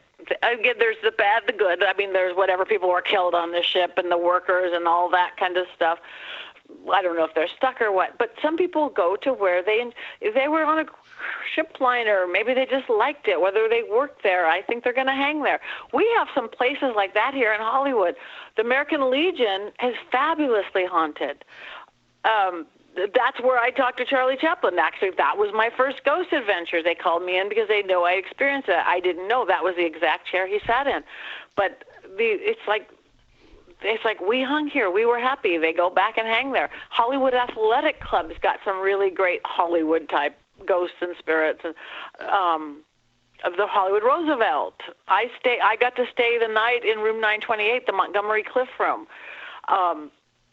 I brought a trumpet. They knocked me out. When I first walked in the room, there was this spirit, an entity, older man, not seeming real Hollywood. I'm like, hi, who are you? He's like, who are you? I said, I'm Patti. Hi, I'm going to spend the night here. We've got GoPro. I'm Monty's assistant. I go, okay. I'm Monty's confidant. Okay. I'm Monty's right-hand man. I go, you're his boyfriend. Got it. You could say that now. It's a new age. It's okay. But he was really protective of him. But the Roosevelt's got some beautiful ghosts. So I think, the Queen Mary probably had people said this might have been some of the best times of my life. Not that they had died there or had to die there, but they go back and hang. That's where they want to spin paradise. That would make sense. If that was the time you had at the time of your life, especially if you're going through a time where it's financial trouble and you get the time to be on this party cruise sort of, you would think, hey, well, maybe that's where you'd want to go. I mean, some of my favorite vacations were, in fact, cruises, not just destinations. But I guess that might be why, if I was to pass away, I would choose the Queen Mary, or something like it. Now, go ahead. You were about to say something? I was just going to say, you know what? They don't talk about it at all, but I've found some really fun spirits is at Hearst Castle up the coast. Oh. I mean, who's not going to hang there? This big, elaborate, beautiful, built by William Hearst, that Hollywood elite and glitterati they're still hanging. Two more places. Now that you mentioned the Hearst Castle, what about the Winchester Mansion and the Stanley Hotel? You been to those? Yeah, no, I've not been to the Stanley Hotel. I would love to, but the Winchester Mystery House, yeah, that's weird because she was so, again, obsessed, possessed, whatever, with her spiritualist. I actually, again, my other world of being a producer, I used to produce live shows, and we did a murder mystery at that place. So we were trying to not be in the spirit world or anything like that. Our whole agenda was different, but wow, yeah, that Sarah Winchester was obsessed with it, and you feel it in all the stuff there, and the beautiful stuff there. Now, the whole story was that she started building like doors that would lead to nowhere and things like that because the legend goes, correct me if I'm wrong, I'm just reciting this to make sure I have it correct, and for everybody out there who may not have heard of it, I'm assuming they have, is because her husband invented the Winchester rifles, and so each person that would die, she believed that the spirit would occupy the house. Was that the story? Yeah, and her spirit, she did seance. She had a spiritualist and said, keep the ghosts confused, keep building. I can never stop building. You just have to keep building to keep the spirits confused. So she did. And I think she stopped building and died. So there you go. I've noticed, at least it seems to me, like the Sir Arthur Clarke era, the turn of the 20th century, more people were openly doing seances and using Ouija boards than, say, now. And the only thing I could see is because the rise of scientists, which is also, I don't want to bash anybody out there who's an atheist because I respect everybody, but at the same time, science sort of try to squash a lot of these beliefs. Why do you think that change happened, and is there a change of the pendulum swinging back towards spiritualism, to consciousness, and to communicating with ghosts and things like that? Yeah, I think it totally is, and I do think it's a pendulum swing. Lots of reasons, and not to get real philosophical, but again, people times were tough back then, so they wanted to go otherworld. So it's like, let's go talk to spirits. And, sadly, I mean, a lot of it was amazing work. A lot of it, there, of course, were charlatans. There's a million charlatans now. For every good and legit psychic, medium, one of us, there's sadly, 1,000 scam artists and fakes, some actually even gifted, but still out for a whole different reason. But they went to that because this world wasn't enough for them. This world is a little too scary. So let's go talk to another world and know there's hope. I believe we're going back there again because the world is scary again. What's going to happen? Politics, all this stuff going on. And again, just like I said, some religion, a lot of traditional religion isn't keeping up. It's giving people what they want. So there's different forms of spirituality and then just also getting into the paranormal showing up. Earlier you mentioned you worked with dragons. And a lot of people have the perceptions that that could be the sign of the evil or something like that. And you mentioned you're a good witch. How do you protect yourselves from dragons? And are there evil dragons? There's probably, it's an energy. It's a space. There could be an evil dragon. Is there evil people? Is there good evil spirits? Good people, bad spirits. Dragon is an energy. It's a crossroads energy. They've been around for every religion, for Chinese dragon, medieval dragon. They're a crossroads animal. Whether you believe they're a fire-breathing animal or a thing. Everybody likes angels, right? Angels are beautiful. They're dextral. They're pure. All angels can do, they can enlighten you and they can protect you because they can't cause shift or change. They're pure dextral. There's no sinful side to them. So, yeah, we all like angels because they could protect us from anything and enlighten us for anything, but they can't change our life. They can't shift. We like fairies. Fairies are fun because they bring mischief and levity and that fairy energy. But dragons live at the crossroads. Dragons can fly from heaven to earth. Dragons cause shift and change. That's why they get a bad rep, because they're powerful. Anything that's powerful gets a strong rep.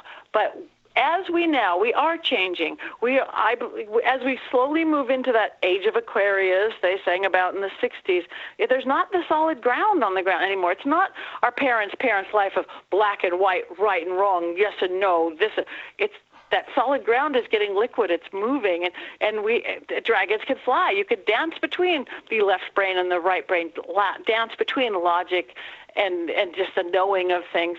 And dragons could be beautiful working partners, or fetishes, or have energy or guides that you work with to navigate. To navigate, and I have dragons I work with. I'm tired today. Give me energy.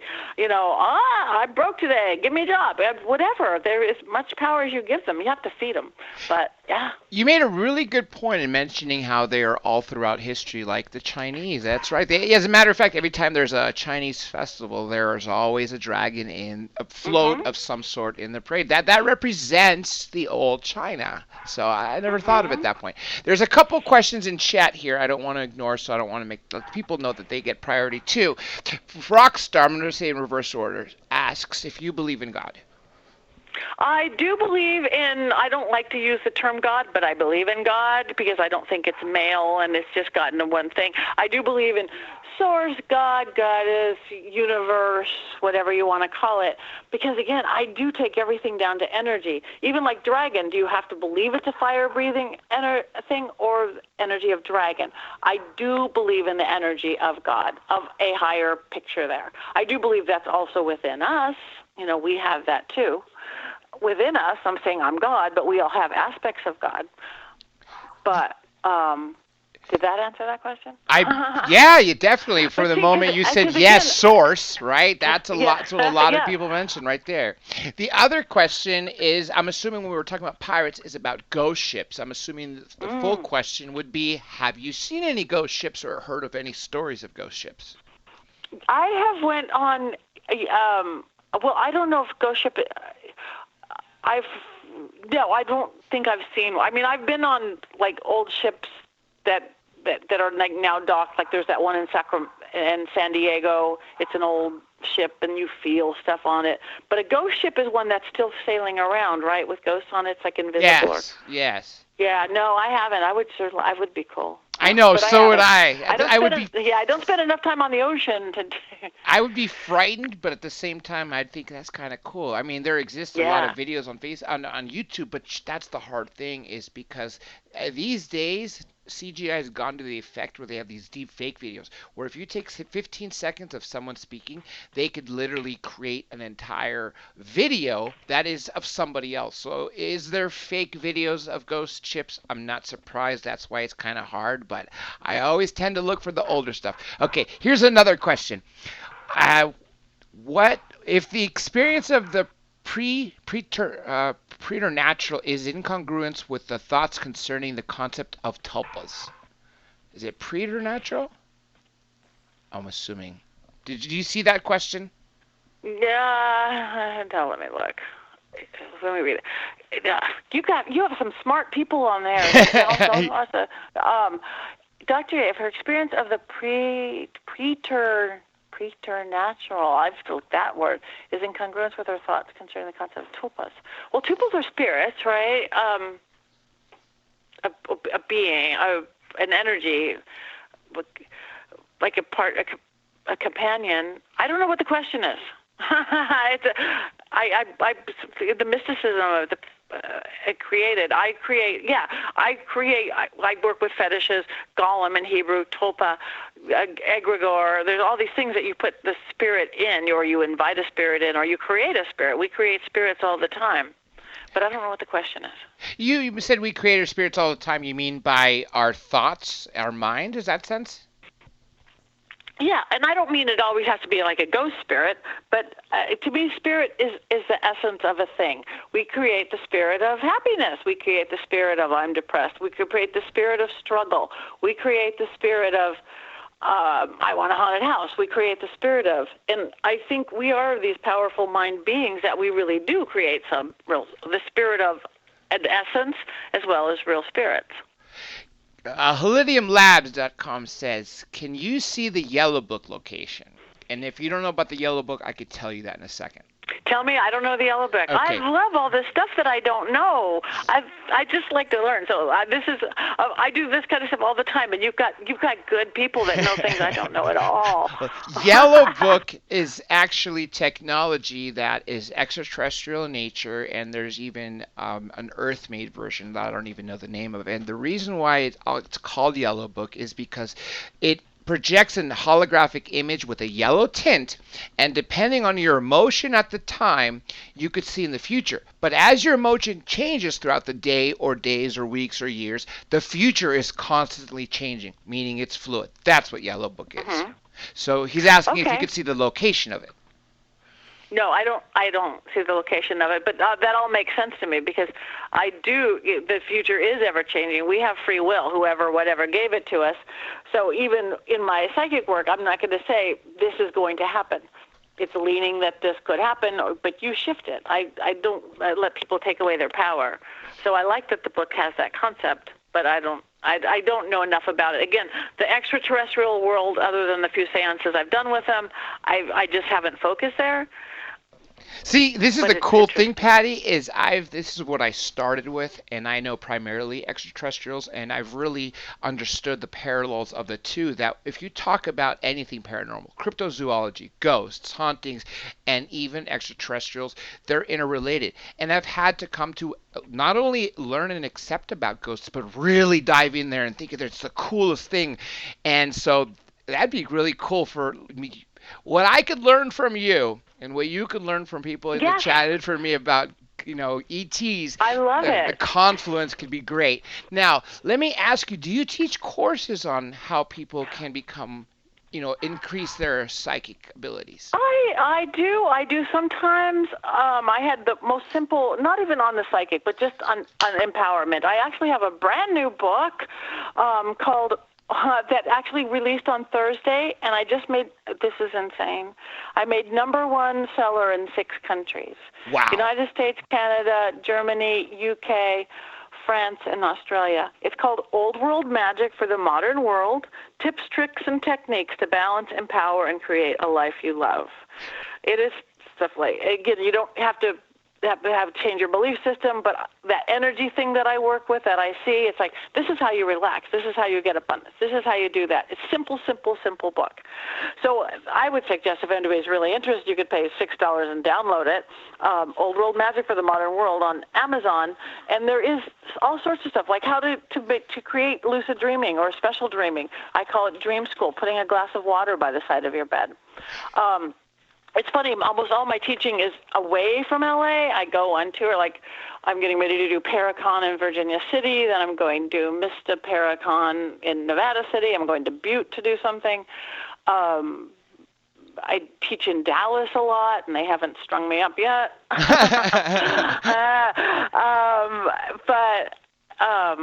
But I do need to do more here. I have a little online, real simple magical stuff on HOI.TV, houseofintuition.tv, my little magic school.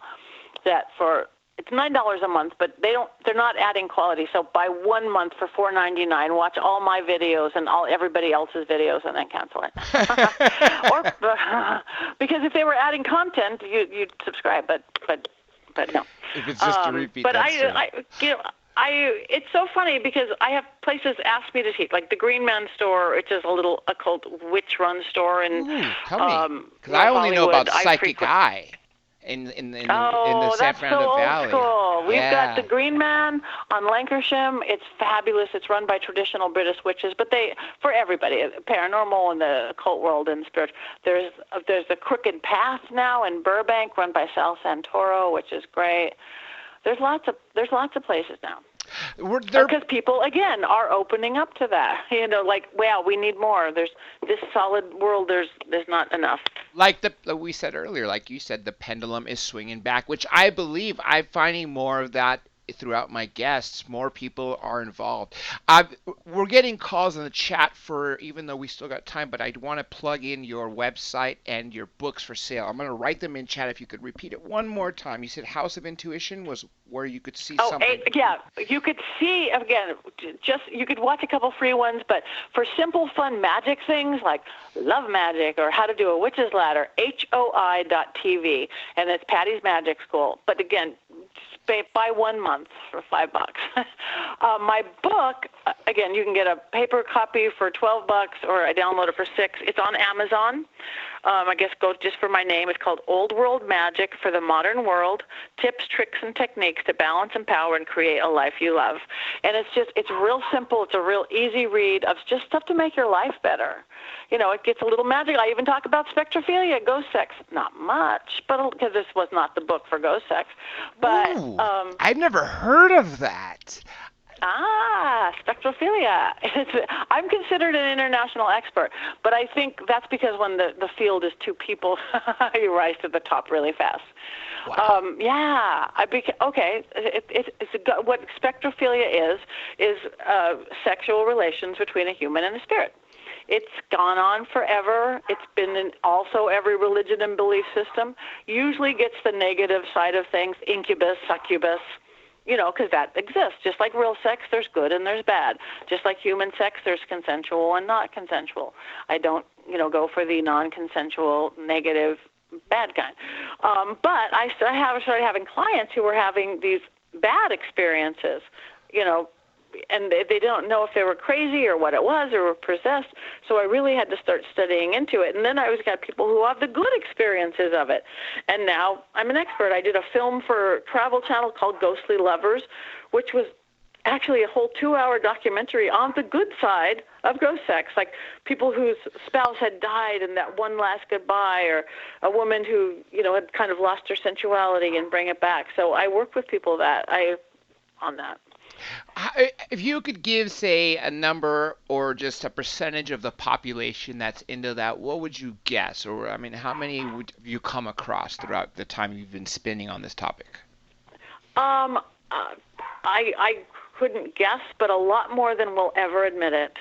Because again, number one, if you believe in ghosts, don't believe. If you don't believe in ghosts and spirits, there's nothing somebody could do to change that. But if you do believe in ghosts and spirits, and grandma can come and sit at the end of your bed and tell you who's going to die or whoever, why all of a sudden would sex be taboo and off the counter. It's such an integral part of the human experience, of our living experience. All of a sudden, your husband, wife, whoever, lover dies.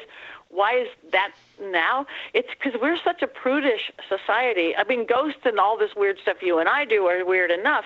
Now put sex into the mix. It's just so forbidden. But people do experience it. They always have. And then they just think they're really crazy, or they're possessed, or they're evil, and they're none of the above.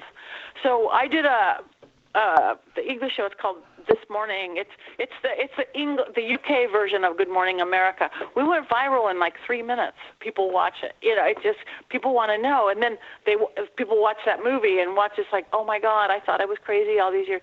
I couldn't tell anybody. I couldn't even tell my best friend. I couldn't tell my priest or my preacher. I couldn't tell, of course, but. Oh, I would think so, because I would think a lot of the preachers would say they don't exist, right? Right. They don't exist, or it's got to be the devil. No, it doesn't. It's your ex-husband just saying, hey. Now, speaking of people like the ex-husband that could appear as, say, a dead lover, a dead friend, a dead relative, anything, how many times have you come across the spirit is actually being impersonated by something negative? They seem to go bad really fast. That does happen. They come in like, yes, I'm your Fabio lover, whether they were saying there was somebody they had, but it goes dark fast. Then all of a sudden it's like, but they're tying you down, and they're not being tied down. It's like, oh, this is turning into a negative experience. That's why when we started out this whole show like 2 hours ago, I was like, when you were saying tricksters and stuff, you have to inside, if you really listen. And you dance between the logic side and the intuitive side, we know. Again, even for a second, they go, oh, this is my ex-lover, whatever. Like, oh, no, it's not. Get out. Have you ever been able to pull or receive any telepathic messages that came into your mind, not audible to anybody else, but were in your own voice, yet at the same time they were speaking in a style that you don't normally speak, that clearly was somebody else invading your mind? Oh, wow, that's another good question. I don't know. I sometimes hear in a voice, and again, because the gift goes, sometimes it's just a knowing. Somebody will say, turn left here, and you hear a voice. Or somebody just, I'm supposed to turn left here. I've never, if I'm hearing my own voice, I think I'm just hearing myself work it out in my brain and talk to myself. I don't think I've ever heard a spirit saying it's my, like you mean trying to, I mean, I channeled. You mean like somebody else talking through me using my voice?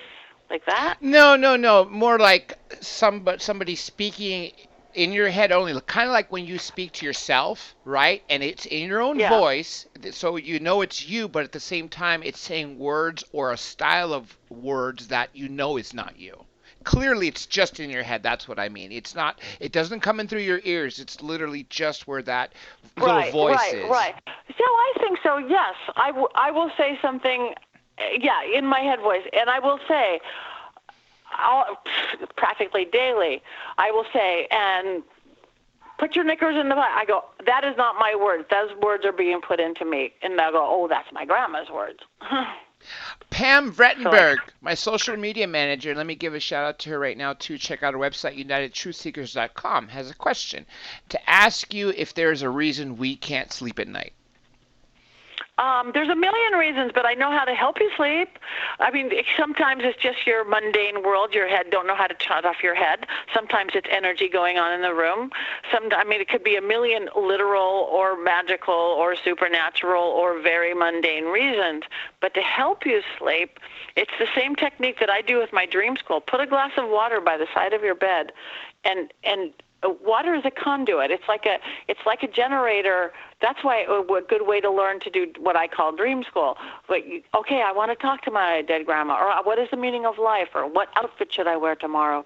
But also you could put the glass of water by the side of your bed and say, okay, everything that keeps me up, put it into the water. Put it into the water. My chatty brain that won't shut up, put it into the water. That high energy vibration. Do you mean a physical glass in my closet. or a symbolic glass of water? No, a real glass of water. We are 60% water. Water is everything. A real glass of water. And don't drink water by your bed unless it's really sealed up. Anybody drinks water by their bed and notice how bad it tastes in the morning? Ugh. It's collected everything, emotions, spirits, energy. So put your drinking water further away and in a sealed bottle or with a plate over the glass. But for either dream interpretation, dream work, or to put stuff that keeps you awake in it, keep an open glass of water. That's actually something I'm going to try because, just like Pam mentioned, or for her and whoever else is in the chat, I too am an insomniac, always have been, and you know what? This is definitely something I'm going to try. Okay, yeah. Here is it's good. Another question for you from Hadley Scott McIntyre. What about cannabis sex magic? Well, I've never put all three of those together on one. Cannabis is great. Sex is great. Magic is great. Sex magic is great. Sex magic isn't usually what people really think it is, and not about the orgasm. Rarely you even don't orgasm in sex magic. You want to hold on to that energy to create whatever spell working you're doing. Cannabis sex magic just sounds like it's for fun. So, Hadley, do you think of it as something like you're purposely doing something to travel or something? I don't know. I've only read about, I've had somebody on the show a few years ago. We talked about sex magic. His entire book was on that, but I haven't heard about cannabis sex magic. So that's a very interesting interpretation of a good question from Hadley and a good answer from you. Now, let me ask you another question because someone in here wrote about white magic. Let's talk about the inverse side.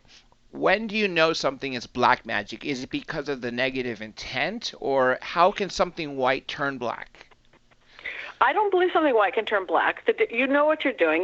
Again, to do magic, you have to have your own know right and wrong. You have to have virtue. You have to have integrity. The difference of white magic and black magic is you can't manipulate anybody else or anything else without permission. That's an oversimplification, but pure true. Like, I want a love spell. I want a love spell to bring me the love of my life. That's great. That's white magic. Let's bring you the love of your life. If you want a love spell on Bob the plumber, that's black magic. Unless you have Bob the plumber's permission, you're now manipulating Bob the plumber, and that's black magic, no matter how good the intent. But it's love. I could probably make Bob the plumber fall in love with you, but it would be the worst. The coin is too high. Probably the worst relationship you'd ever have because he's not supposed to be in love with you. Probably be the obsessed boyfriend you couldn't get rid of, and then you'd want to undo it. So I'm really, really picky about people. So yes, you cannot manipulate anybody or anything else. You can open doorways. Being in the love of your life. If you say, bring me the love of the life, and it happens, and you have a crush on Bob the plumber, but you don't put him in the magic spell, it might be Bob the plumber, and it will work on Bob the plumber if it's supposed to. But that's a very interesting. I've actually never heard that interpretation. So if you're actually performing a love spell on someone, that too is considered manipulation. And you know what? When I step back to think about that, Patty, of course it's manipulation, because if normally that person isn't into you, then by performing a spell to get them into you, well, then that's not their destiny. You're sort of manipulating. You're changing the destiny. Yes, and you could change your own destiny, and I highly recommend it. I mean, that's to me what being a witch is. Witch could be a lot of things. A witch, it could be a religion, it could be a belief system, and there's a billion kinds. There's traditional, there's chaos, there's Thelemic, there's Wicca, there's old.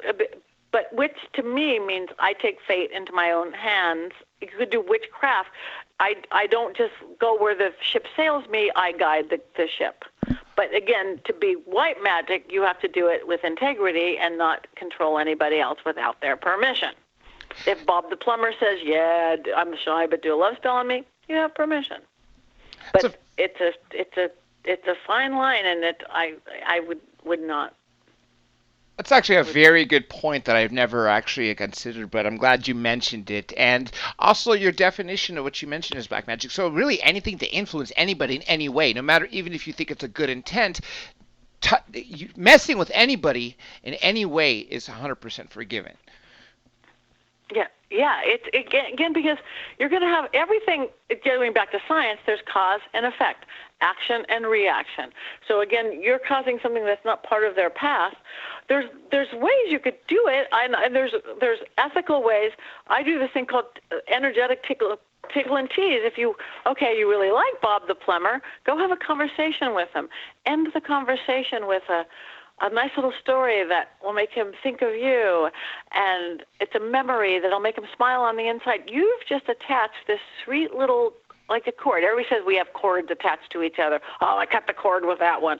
But we do have these little energy cords. There's ethical and fun ways that are not magical. I mean, magical in the magic of things, but not spell working, that I work with people. And you could have the universe help open doors and stuff, but don't control anybody.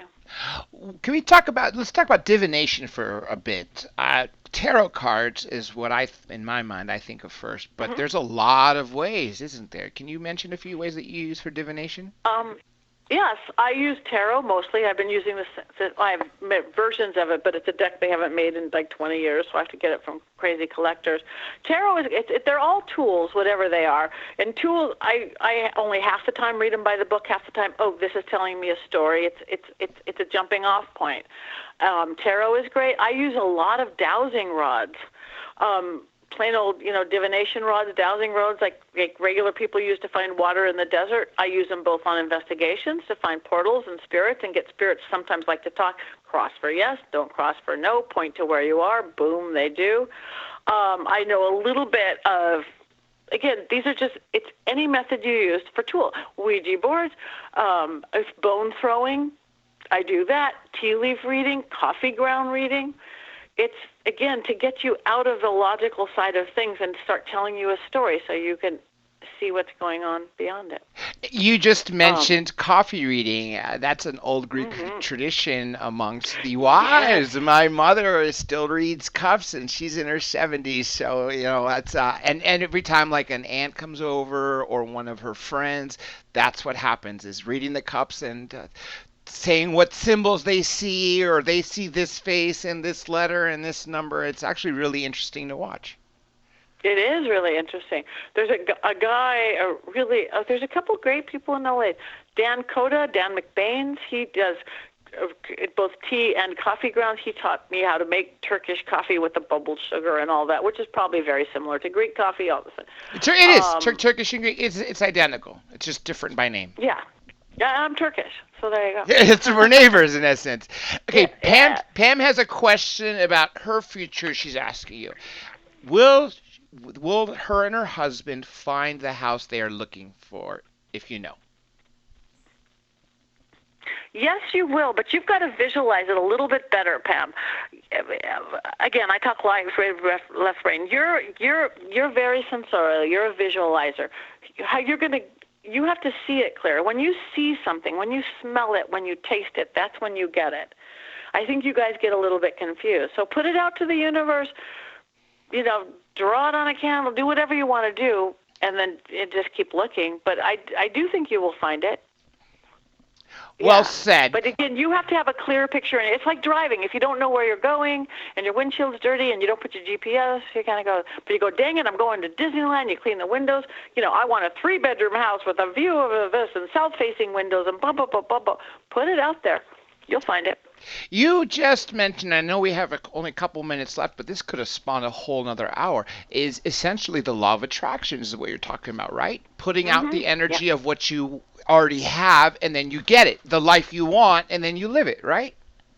Yeah, and again, the movie The Secret is oversimplified, but I believe wholeheartedly mind, body, spirit connection. We know that because like 200,000 books are written on it, the whole self-help section, the spiritual section, the psychic section. Mind, body, spirit will never surpass our mind, our brain. I can see ghosts, I can't. I'm going to be rich, I'm not going to be, whatever. We'll never surpass. I'm going to eat, I'm not, our mind. Our body has to take action. We understand that. I'm going to eat healthy. Mind says, body, not going to Jack in the Box. But the spirit, 1 out of 3 is wishful thinking. I wish I found a house, but you sit there. 2 out of 3 is hit or miss. I wish I had a house. And we're going to go out and look for a house. When you have mind, body, spirit, 3 out of 3 is always a home run. That's the miracle on 34. That's everything. And the spirit is the part we miss because it's less tangible. It can be done lots of ways. It can be done through your belief system, through religion. Go to church and pray. Go to temple. It could be done New Age. I'm with crystals. It could be done vision boards. It could be affirmations. It could be done by The Secret. It could be done with spell working. It could be done with anything, but that's the push behind it. I believe anything we put the mind and the body and the spirit, and they're all there, that's when it happens. You know, I think you should have made a documentary about the law of attraction in a sense, because you mentioned the secret is to simplify it. I've always believed that they're all connected, and that's what I think our ancestors knew that is finally starting to come back. Somehow it scares me that I think technology that's supposed to advance us is actually separating us in some sense, and even keeping some of these what would have been, I don't want to say secrets, but would have been the ways of life years ago, centuries ago, sort of lost. What do you say about that? I agree 100%, and honestly, that's what my whole book is. And my book is super simple, super easy read on purpose, because I want people to pick it up and just, oh, wow, I got that. And that's exactly what it's talking about, the mind, body, spirit connection, getting back with what our ancestors knew, following moon cycles. How easy is that? We are affected by the moon. We are 60% water. It's not just a crazy full moon. If you tap into your moon cycle, every full moon, get outside. Number 1 being gratitude. Thank you. I'm alive. Thank you for everything I have. And make wishes, because full moon match. And I want this, and I want that. The next almost 2 weeks while the moon is waning or getting smaller, that's when you let go of what's not serving you. We are followed by the tides. I worry too much. I don't take enough time for myself. Whatever. The moon's waning today. I'm going to let go of something. On the new moon, that's when you do a little contemplation. What do I want? What do I want now? Not what did I want last month. Not what does the world want from me. What do I feel? And then that next almost 2 weeks while the moon's waxing, that's when you add into your life more love, more fun, more sex, more lunch with your friends. All of a sudden, you are now tapping into your water body. You're tapping into that moon that runs us all. You're doing what we all want. You're consciously creating 30 days of the month. You've literally got the celebration, the gratitude, 2 weeks of adding what you want and need, 2 weeks of releasing what, not good or bad, but just what's no longer serving you. And it's like breath. That's what my whole book is, this kind of real simple, like, duh. Our ancestors knew it. We just forgot. I'm actually really glad you mentioned that, because that was something I had meant to ask you, but as we got on these other topics, it sort of got in the back burner, was how does each phase of the moon play a role in when you perform a spell? So I want to thank you for that, because you know what? This is something that I'm going to go back and write down. See, you're psychic. I need to get you a copy of my book. Absolutely. I would love to have it. I'm going to give you one. And I'm going to have you back on. Before we go, Patti, I want you to plug in everything again one last time, which I know we did earlier, but if you have a final statement that would encompass what you're going to do in the future and also what we just talked about, what would you say? What's your final word? My final word is, everybody, hold on to your power. I see people every day, and we give away our power all the time to people, to fear, again, to drugs, to alcohol, to shopping. Grab your power. We are powerful beings, and as soon as we accept that, we can do most anything. So if you don't not feeling powerful in any area of your life, figure out what or who have you given it away to. Sometimes it's as simple as fear, or my mother's was, or whatever that. So grab your power and step into it. You know, again, if you want a simple, like, really great aha book, buy my book, Old World Magic for the Modern World. If you want to find about me, please like me on Facebook and Twitter and Instagram. You can get to everything from pattinegri.com. And I send out a monthly newsletter with fun things just like that. And that's it. Just a girl who sees dead people. I like that. Well said, Patti. Well, let me give some shout outs. Of course, I want to thank the people of 107.7 FM, New Orleans, Louisiana, with station owner Joe Montaldo. I also want to thank JC over at Deprogrammed Radio in the UK. iHeartRadio, thank you for carrying what you would call the fringe shows. Also, I want to thank Pam Vrettenberg, my social media manager. Please check out her website, UnitedTruthSeekers.com. My assistant producer, Josh Cheres. I also want to really thank you, Patti Negri. Please Thank you for all your amazing work. And this time literally flew by. We could have done 2 more hours easily. I'm going to have you back on soon. And I would love to. And I also want to thank all the people who are listening globally, and especially I want to thank YouTube Nation for those of you who are participating. Every social media website, for those of you who are not watching on YouTube, is the same. It's the name of the show, Dr. J Radio Live. That is DRJ Radio Live. From Minds, which pays you in cryptocurrency, Facebook, Twitter, Flickr, Tumblr, Instagram, YouTube, BitTube, whatever you could think of, it's the same. With that being said, folks, I'm officially signing off, and you have a good night.